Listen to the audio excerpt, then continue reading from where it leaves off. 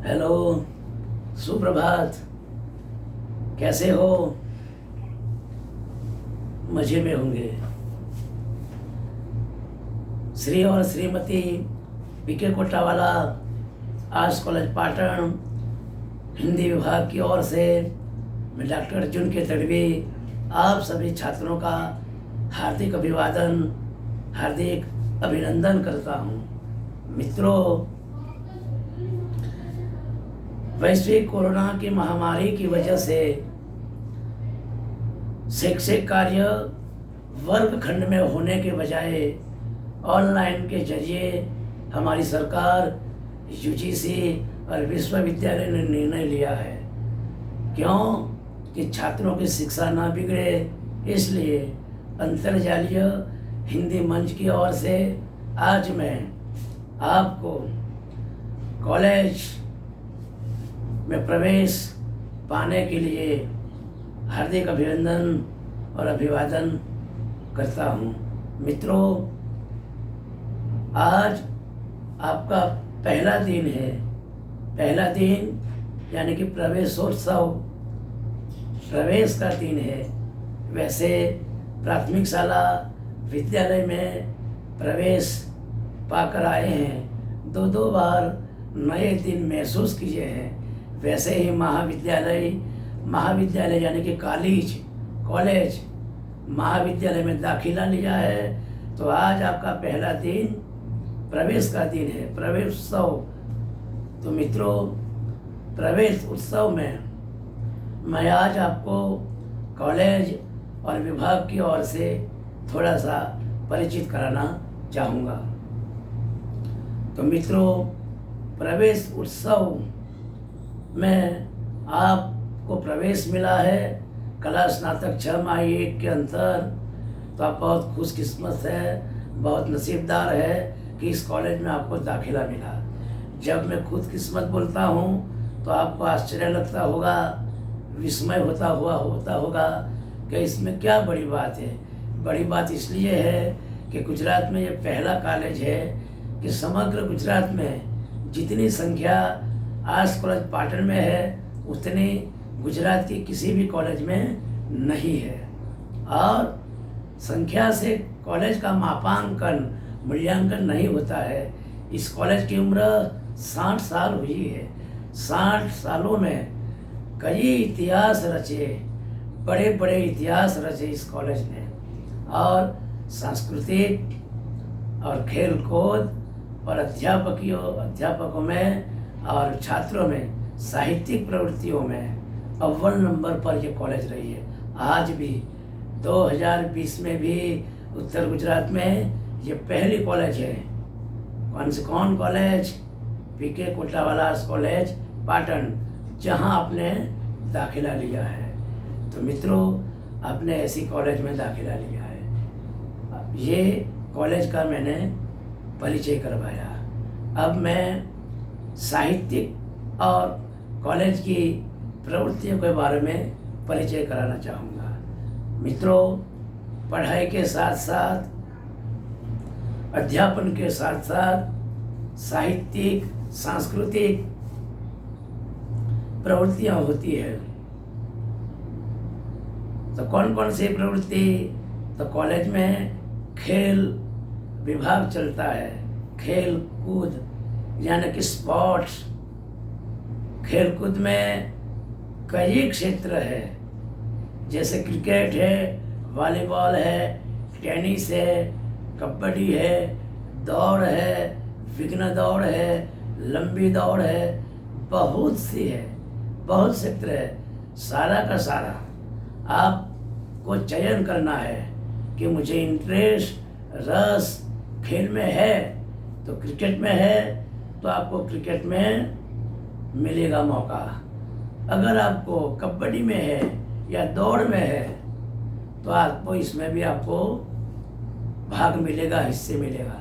यानी कि आप जहाँ जाना चाहते हैं, किंतु ये कंपलसरी नहीं है कि खेल कूद में जाना ही है, लेकिन जिसको इंटरेस्ट है खेल में, वे भाग ले सकते हैं, हिस्सा ले सकते हैं। तत्पश्चात NSS और एनसीसी, ये भी बड़ी प्रवृत्ति है, साहित्यिक प्रवृत्ति के अंतर्गत ये आती है।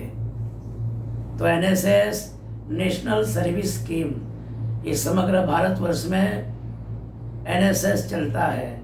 शायद आप लोग भी 12वीं कक्षा तक एनएसएस किया हुआ होगा, किया हो तो, नहीं किया हो तो एनएसएस आप ले सकते हैं। एनएसएस में कॉलेज में साहित्यिक प्रवृत्तियाँ होती है, इसमें भाग लेना। और इसके अलावा कॉलेज में कोई बिगड़ता ना हो, व्यसन मुक्ति हो, दीवार पर कोई पान पिचकारी खा के वो थूके ना, कोई गंदा ना करे, कोई ब्लैक बोर्ड में SIBC लिखावट ना करे, लिखे ना, और एक दूसरे के साथ गंदा व्यवहार ना करे। और कॉलेज के बगीचों में जहाँ छोटे छोटे पौधे लगे हुए होते हैं, गुलाब या आदि, उसको बिना कारण उसको छुए ना, तोड़े ना। ऐसी हरकतें, ऐसी चीज़ें जब होती है तो एनएसएस के स्वयं सेवकों को उसे बचाना है, रोकना है। एनएसएस में ये सारी चीज़ें सिखाई जाती है। और साल भर में जो छात्र स्वयं सेवक अच्छा काम करता है तो विश्वविद्यालय 1, 2 और 3 नंबर देती है। वो कॉलेज से चयन कर भेजना होता है और एक बड़ा प्रमाण पत्र दिया जाता है एनएसएस में। उसी तरह एनसीसी है, एनसीसी नेशनल कैडेट्स, वो बहुत बड़ी प्रवृत्ति है। एनएसएस आपको 2 साल करना होगा, बस समय अनुसार, समय के मुताबिक। इसमें कोई घपलेबाजी ऐसा सब कुछ नहीं चलता है, समय के मुताबिक, समय के साथ चले हुए। एनसीसी, इसे कैडेट्स बोला जाता है एनसीसी में को। और इसमें छात्र जब हिस्सा लेता है, भाग लेता है, और 2 साल के बाद उसको C सर्टिफिकेट पास करना होता है। C सर्टिफिकेट जब पास करता है तो उसको एक अच्छा कैडेट्स, एनसीसी का अच्छे कैडेट्स को सील मोहर लगती है। सील मोहर लगती है, यानी कि सही सिक्का, सील मोहर लगता है। और जब सील मोहर लग जाता है, प्रमाण पत्र आ जाता है, तो एनसीसी का एक बड़ा दस्तावेज है, बड़ा प्रमाण पत्र है। कहीं भी आप पुलिस में चले जाइए, आप डिपार्टमेंट ऑफ पुलिस, जैसा है, जब इस क्षेत्र में डिपार्टमेंट जाए तो 3 मार्क्स मिलते हैं मेरिट में। एनसीसी जब लिया हो तो 3 मार्क्स मिलता है। तो ये आपको डिसाइड करना है, निर्णय लेना है, खेल में जाना है, एनएसएस में जाना है या एनसीसी में। ये और सांस्कृतिक प्रवृत्ति, चौथा सांस्कृतिक कल्चर, इसमें आपकी आवाज़ बहुत अच्छी है, सुरीली है, बहुत अच्छे गीत भी गाते हो, भजन गाते हो, तो आप इसमें भाग ले सकते हो, हिस्सा ले सकते हो। आपकी स्पीच अच्छी है, अभिव्यक्ति अच्छी है, आप ठीक ढंग से बोल सकते हैं उच्चार के साथ, तो वक्तृत्व स्पर्धा में भाग ले सकते हैं आप। आपकी जब अच्छी स्पीच हो, तो अभिव्यक्ति, एक्सप्रेशन बढ़िया हो, तो आप इसमें हिस्सा ले सकते हैं। अगर आप में तबले में, हारमोनियम में, शास्त्रीय संगीत में, कोई भी संगीत का क्षेत्र हो, इसमें रुचि हो, आप भाग ले सकते हो आप। और इसमें भी भाग लेंगे आप तो कॉलेज और विश्वविद्यालय के स्तर पर इसमें भी नंबर 1, 2, 3 हारमोनियम, तबले में, गीत में, शास्त्रीय नृत्य में, हर एक में 3 नंबर दिए जाते हैं। 3 नंबर में आने वाले को एक विश्वविद्यालय प्रमाण पत्र देती है और सामान्य छोटा सा पुरस्कार देती है। तो ये सांस्कृतिक कल्चर क्या है, करने के लिए नहीं, इसका अहम रोल है, भूमिका है, इसलिए मैंने बताया। तो 4 बड़ी प्रवृत्तियों के बारे में मैंने बताया, आप लोगों ने समझा होगा, समझे होंगे। तो 4 में से आपको सिलेक्ट करना है, चयन करना है ना।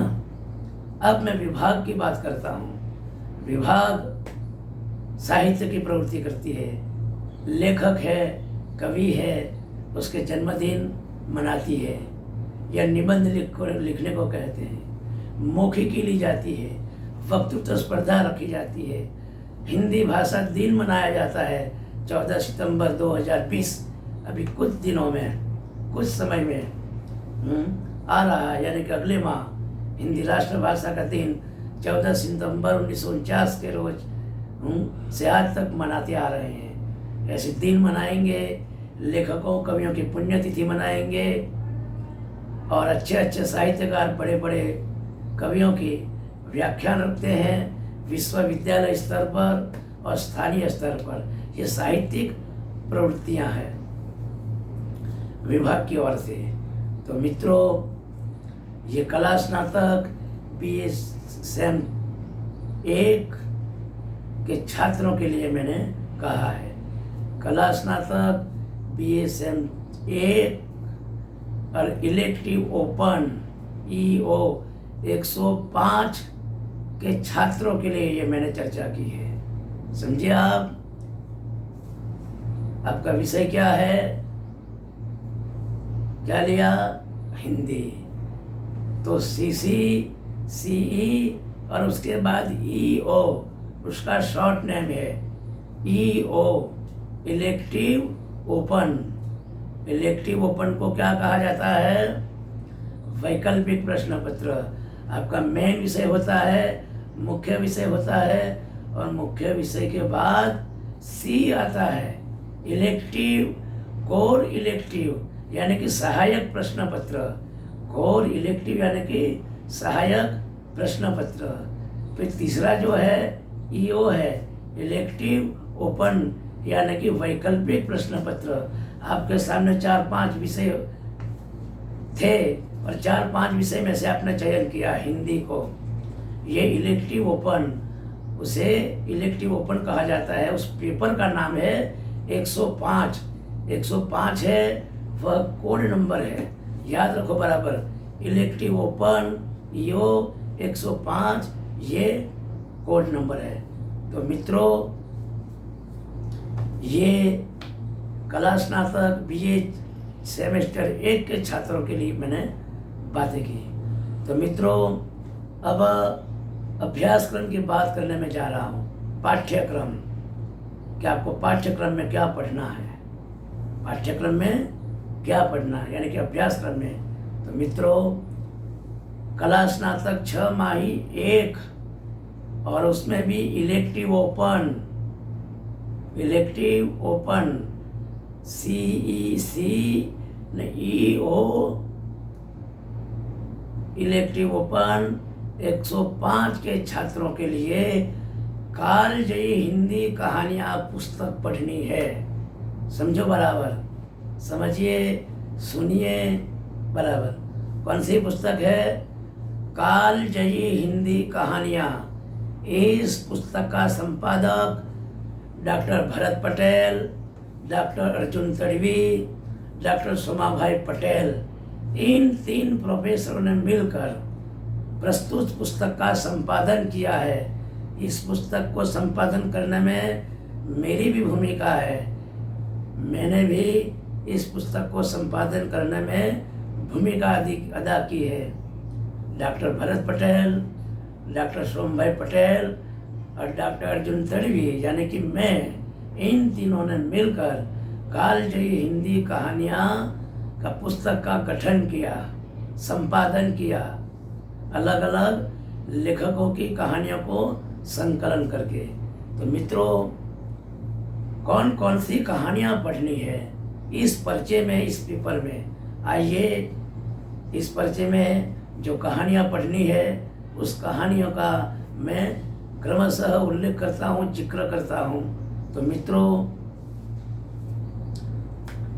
सबसे पहली कहानी है इकाई 1 में चूड़ी वाली कहानी है। कौन सी कहानी है? चूड़ी वाली कहानी। उसका लेखक है प्रसाद, जयशंकर प्रसाद। और दूसरी कहानी है पूस की रात। कौन सी कहानी है? पूस की रात। ये कहानी मुंशी प्रेमचंद ने लिखी है, मुंशी प्रेमचंद ने लिखी है। तो इकाई 1, इकाई को यूनिट भी कहते हैं। यूनिट 1 यानी कि इकाई 1 चूड़ी वाली और पूस की रात, ये 2 कहानी इकाई 1 में होगी। अब इकाई 2, यूनिट 2। तो इकाई 2 में पाजेब और जिजीविषा, ये 2 कहानी है। कौन सी कहानी? पाजेब। पाजेब जैनेन्द्र कुमार ने लिखी है। पाजेब कहानी, पाजेब कहानी जैनेन्द्र कुमार ने लिखी है। और जिजीविषा दूसरी कहानी है। सच्चिदानंद हीरानंद वात्सायन अज्ञेय ने लिखा है। जिजीविषा किसने लिखी? सच्चिदानंद हीरानंद वात्सायन अज्ञेय, इनका ये पूरा नाम है। सच्चिदानंद हीरानंद वात्सायन को अज्ञेय से जाना जाता है बेनाम। अज्ञेय पूरे भारतवर्ष में शॉर्ट नेम उसका ये उपनाम है, अज्ञेय। अज्ञेय गुजराती में अग्नेय बोलते हैं, अग्नेय हिंदी में अज्ञेय। तो अज्ञेय की कौन सी कहानी है? जिजीविषा। पाजेब जिजीविषा। तो ये इकाई नंबर 2 में है ये कहानियाँ। अब इकाई 3। इकाई 3 में परमात्मा का कुत्ता, अभिमन्यु की आत्महत्या, ये 2 कहानी है। किसमें है? इकाई नंबर 3 में। परमात्मा का कुत्ता कहानी का नाम है। कौन सी कहानी है? मोहन राकेश की। किसकी कहानी है? मोहन राकेश की। क्या नाम है कहानी का? परमात्मा का कुत्ता। और दूसरी कहानी कौन सी है? अभिमन्यु की आत्महत्या। अभिमन्यु की आत्महत्या किसने लिखा है? राजेंद्र यादव ने। अभिमन्यु की आत्महत्या किसने लिखा है? राजेंद्र यादव ने। तो 3 इकाई में, तीसरी इकाई में 2 कहानी है। कौन सी 2 कहानी है? परमात्मा का कुत्ता और अभिमन्यु की आत्महत्या। तो मित्रों, हिंदी कालजयी कहानियाँ पुस्तक में 6 कहानियों को आपको पढ़ना है। कितनी कहानियों को पढ़ना है? 6 कहानियों को पढ़ना है। तो मैंने इकाई 1, 2, 3 बताया है। कौन कौन सी कहानियाँ पढ़नी है आप सुन लीजिए। मैं दोबारा दोहराता हूँ, पुनः कहानियों का जिक्र करता हूँ, दोहराता हूँ, आप थोड़ा स्मरण कर लीजिए करें। तो सबसे पहली कहानी कौन सी है? चूली वाली, फिर पूस की रात, फिर पाजेब, फिर जिजीविषा, फिर परमात्मा का कुत्ता, फिर अभिमन्यु की आत्महत्या। ये 6 एकांकी कालजयी हिंदी कहानियाँ पुस्तक में पढ़नी है। मित्रों, ये कहानी संग्रह में इसके अलावा कई कहानियाँ होगी, लेकिन आपको पाठ्यक्रम में जो मैंने अभी बताया, 6 कहानियों का नाम बताया, सिर्फ 6 कहानी पढ़नी है।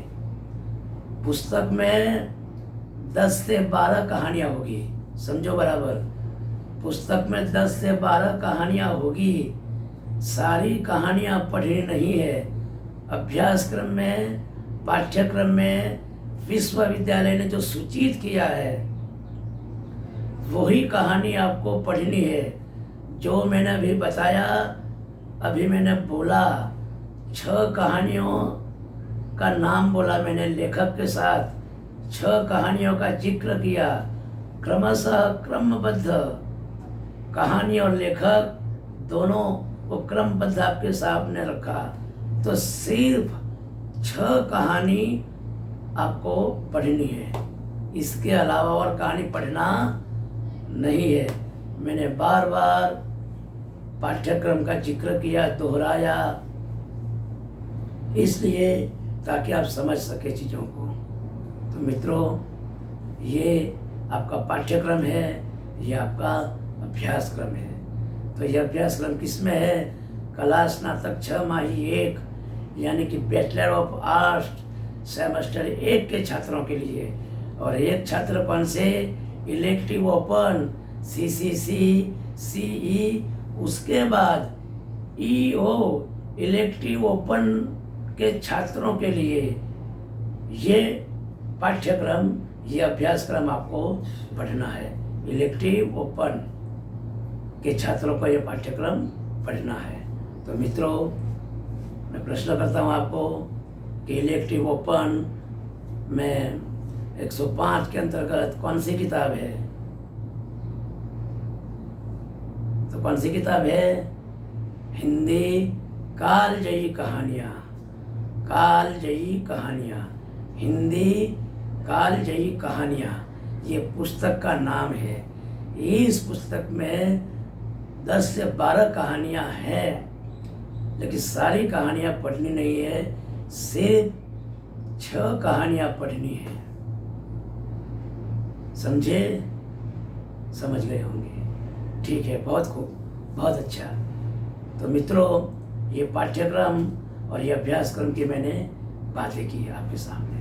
अब आने वाले दूसरे व्याख्यान में मैं कहानी का सर्जन कैसे होता है, कहानी किसे कहते हैं, कहानी के प्रकार क्या है, कहानी के तत्व क्या है, कहानी की भूमिका क्या है, कहानी का महत्व क्या है हमारे मानव जीवन में, ऐसी सारी बातें दूसरे व्याख्यान में करूँगा।